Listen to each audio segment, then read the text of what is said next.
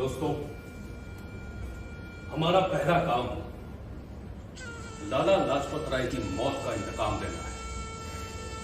लाहौर के superintendent of police James Scott ने Simon Commission के खिलाफ लाला जी के पुरअमन और खामोश एहतजाज का जवाब लाठीचार्ज से दिया था, जिसकी वजह से लाला जी की मौत हो गई। ऐसे दरिंदे को जिंदा रहने का हक नहीं है।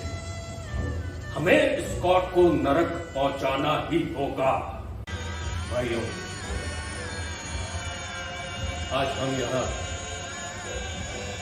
काकोरी के शहीदों को श्रद्धांजलि अर्पित करने के लिए जमा हुए हैं। 19 दिसंबर 1927 को आजाद भारत का ख्वाब देखने वाले हमारे दो महान इनकलाबी नेता राम प्रसाद बिस्मिल और अशफाक उल्लाह खान को फांसी दी। जब उन्हें फांसी के फंदे पर ले जाया जा रहा था तो उनके चेहरों पर मुकम्मल सुकून था और होठों पर मुस्कुराहट। अपने वतन की आजादी के लिए राम प्रसाद और अशफाक ने एक साथ एक ही वक्त और तारीख में अपने वतन के लिए अपनी जान की कुर्बानी दी।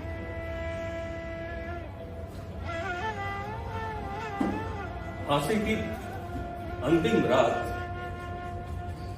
राम प्रसाद बिस्मिल को कहे अशफाक उल्लाह खान के ये शब्द जो मैं कहने की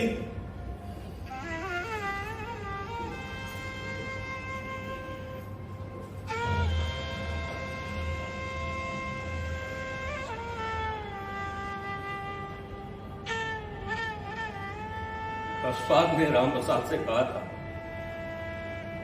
कि जाऊंगा खाली हाथ मगर ये दर्द साथ ही जाएगा। जाने किस दिन हिंदुस्तान आजाद वतन कहलाएगा। बिस्मिल कहते हैं कि हिंदू हूं मैं, फिर आऊंगा फिर आकर है भारत मां तुझको आजाद कराऊंगा। जी करता है मैं भी कह दूं, जी करता है मैं भी कह दूं, मगर मजहब से बंध जाता हूं। मैं मुसलमान हूं, पुनर्जन्म की बात नहीं कर पाता हूं। हाँ, अगर खुदा कहीं मिल जाए तो अपनी झोली फैला दूंगा और जन्नत के बदले एक पुनर्जन्म भी मांगूंगा। और जन्नत के बदले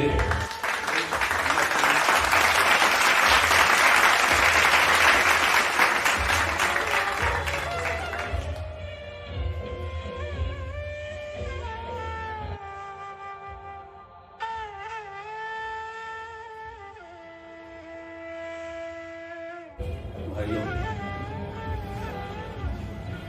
मैं चंद्रशेखर आजाद ये ऐलान करता हूं कि हम हमारे नेता लाला लाजपत राय की जान का बदला लेकर रहेंगे। 17 नवंबर को लाला जी का अंत हुआ था।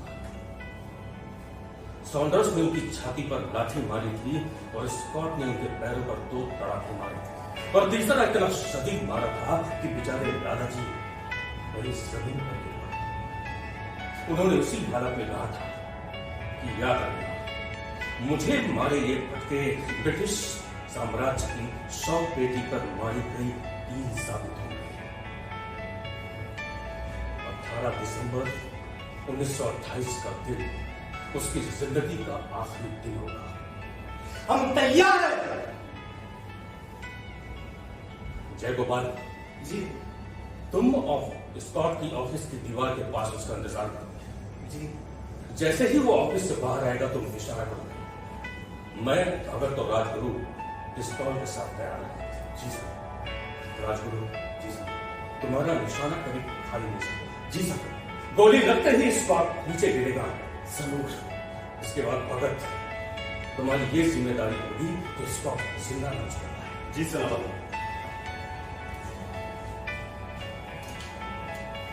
ये लो, जर्मन बनावट का एक माउजर पिस्तौल। और राजगुरु, ये पिस्तौल तुम, हम तीनों के पास भरी हुई पिस्तौल है। एक नहीं बल्कि 8 गोलियां चला सकते हैं। गोलियों की बौछार होगी तो स्पॉट जिंदा नहीं रहेगा। जिस तरह से उसने लाला जी का खून बहाया है, उसी तरह से उसके शरीर से खून का एक एक कतरा बहा देंगे। इनकलाब!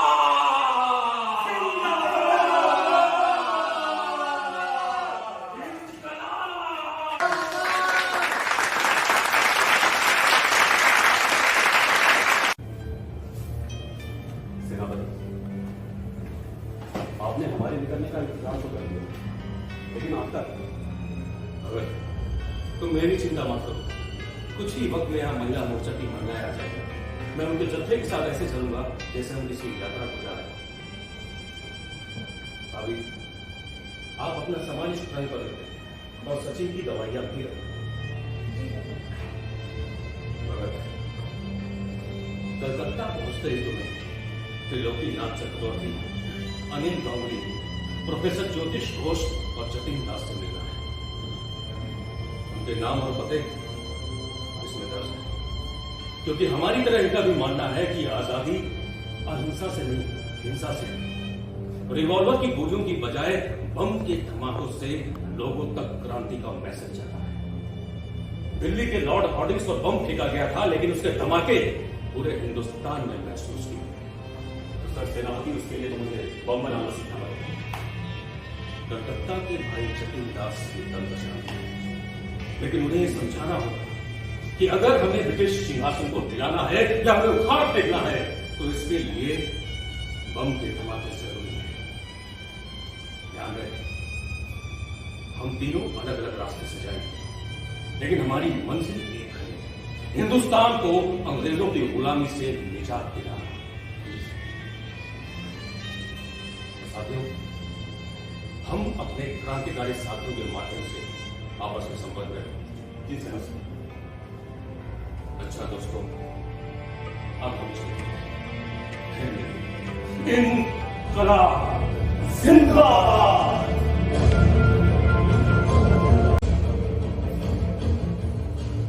लगता नहीं है दिल मेरा उजड़े।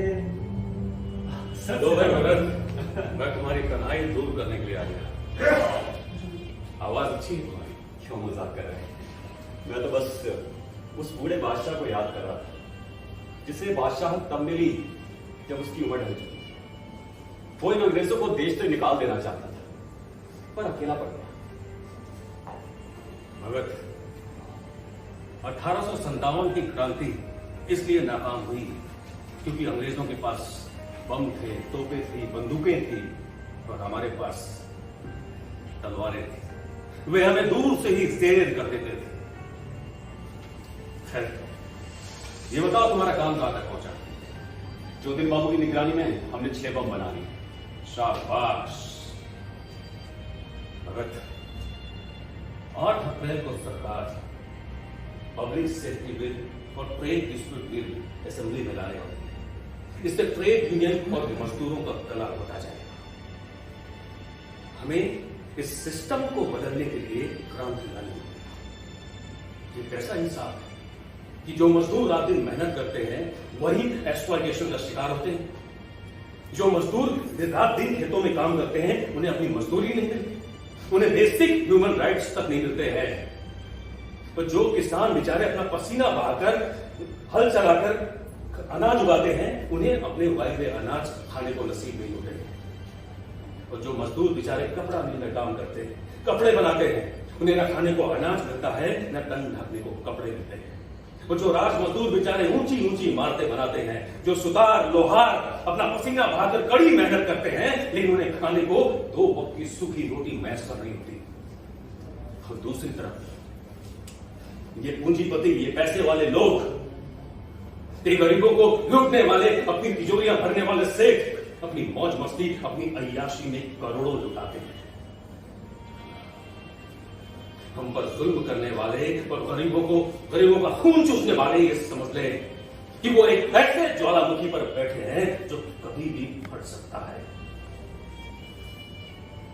सर सेनापति, जितने परेशान आप हैं उतना ही परेशान हर एक हिंदुस्तानी है। जानता हूं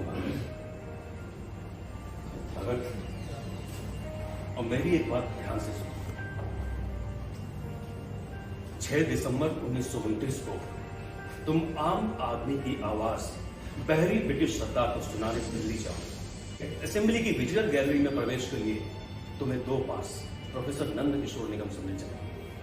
तुम अपने पास एक थैली रखोगे, उसमें 2 बम होंगे और 2 ऑटोमेटिक पिस्तौल, एक तुम्हारे लिए और दूसरी बटुकेश्वर दत्त के लिए।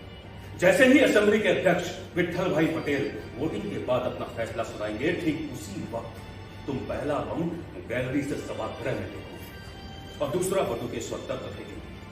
बम के फटते ही हॉल में भगदड़ मच जाएगी। असेंबली के मेंबरान इधर उधर भागने लगेंगे, लेकिन हमारा मकसद किसी को जान से मारना नहीं है, उन्हें सिर्फ चेतावनी देना है।